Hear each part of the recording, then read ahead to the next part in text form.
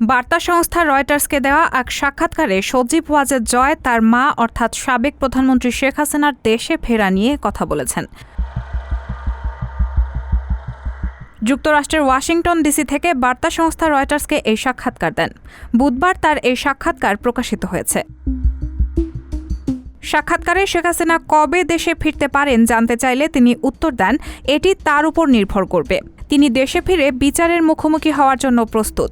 এই মুহূর্তে আমি আমার দলের লোকদের নিরাপদ রাখতে চাই, তাই আমি দলের নেতাকর্মীদের উপর চালানো নৃশংসতা সম্পর্কে আন্তর্জাতিক সচেতনতা বাড়াতে চাই। উল্লেখ্য, এর আগে গত মাসে এক সাক্ষাৎকারে তিনি বলেন, ছাত্রদের দাবি করা আন্দোলনের নেতৃত্ব দেওয়ার বিষয়ে শেখ হাসিনা দেশে ফিরে বিচারের মুখোমুখি হওয়ার জন্য প্রস্তুত। এছাড়া আওয়ামী লীগ নির্বাচনে প্রতিদ্বন্দ্বিতা করতে চায় বলেও জানান সজীব ওয়াজেদ জয়। রায়হানা মুন, সবার কথা।